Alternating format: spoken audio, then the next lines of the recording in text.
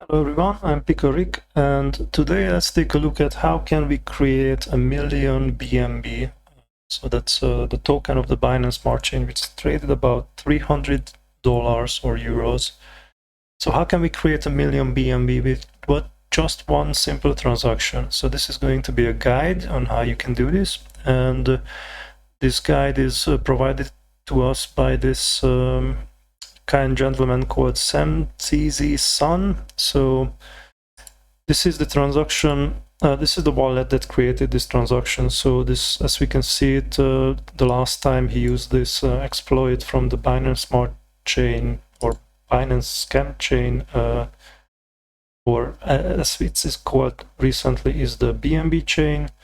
So the last time he used this exploit was 14 hours ago, and then before that, 16 hours ago, he transferred out a million BNB from cross-chain. So the transaction looks like it's coming from cross-chain, but it's actually not.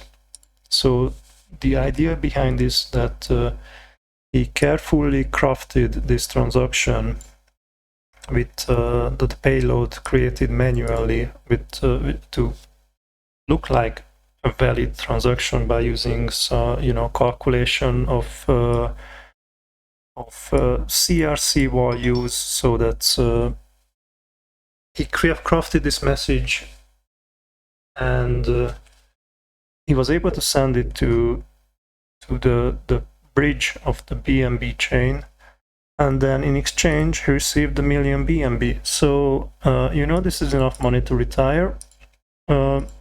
This is the other transaction which happened.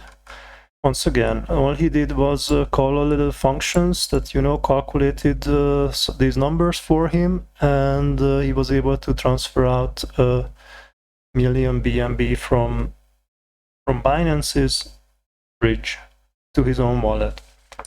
So if you take a look at his wallet right now, it's been labeled as an exploiter, and it's telling you as a warning this has been part of the BNB bridge hack.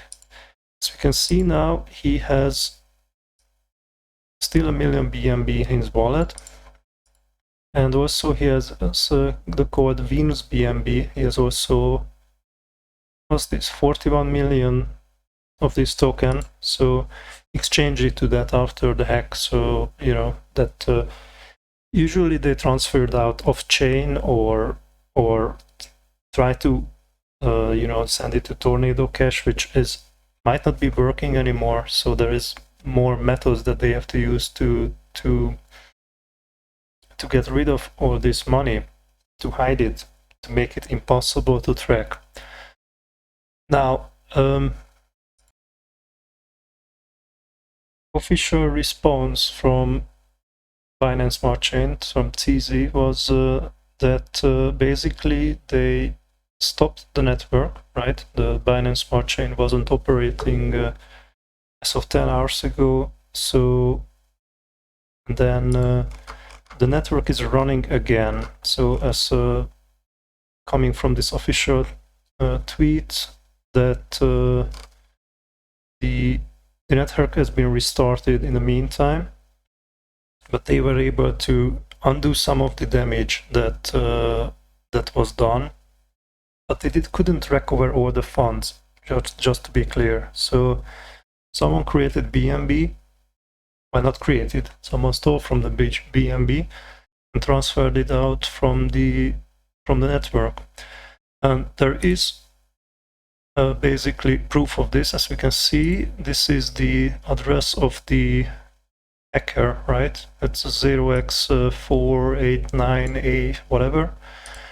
And the same address on the Ethereum network, where the wallet of this address is only active for the past 16 hours, like what we had seen before, is owner of 24,000 Ethereum, which is right now valued at $32 million. And he has also wrapped Ethereum and other tokens that he exchanged the stolen BNB from. So this is right now out on the Ethereum network. And that means that, this money is gone for good for all intents and purposes, because they're not going to stop the Ethereum network, unlike the BSC, to recover these funds. That's just not going to happen. So yeah, you have been hacked, and the algorithms that you were using to secure the bridges haven't been the most foolproof. The reason why this happened is because all these algorithms that are getting used to like calculate, yeah, let's go into this a little bit. So as we can see, what happens is there is a pre-compiled contract used to verify these transactions that are happening, which means that you know, it's a little bit different than your regular transactions, because in your regular transactions you don't need to provide proof of something is happening. But if you're going cross-chain, there's a lot of things that can happen, and these transactions need to be verified. And it was possible to precompile this verification and submit it, which usually happens as like the last operation, but basically he was able to compute this before that. The reasons why this sort of hacks can happen is that the programmers who are writing these algorithms, they're making assumptions, like they're assuming that we will be able to compute this only at the last step. And then the hacker says, hey, I can compute this before it if this and this and this is true. So he can find ways that the original programmers haven't considered and do these calculations ahead of time. Or, you know, imagine, if you will, that, for example, we make an assumption that one block that is submitted to the Binance Smart Chain will be coming from multiple people, right? Let's just assume that for a second.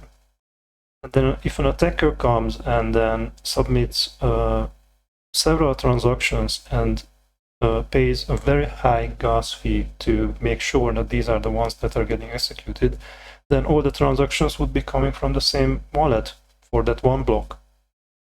And then you can fill it up with the code that you want, and you can achieve things that the original programmers haven't thought about. This is just one example of an exploit that, you know, people assume things, and then in real life, hackers are going to spend countless hours finding ways to basically break these assumptions. And that's what happened with the Binance Smart Chain, and in the end, money get out of it. So CZ can say that, you know, everything is fine, and, you know, thanks for the fast response, and the team was an excellent, you know, response to this, and we recovered as much as possible. Still, the hacker get away with money. So that's what happened. So this has been the Shitcoin Detective. I hope you enjoyed this video. If you did, give it a like, and maybe consider subscribing to the channel.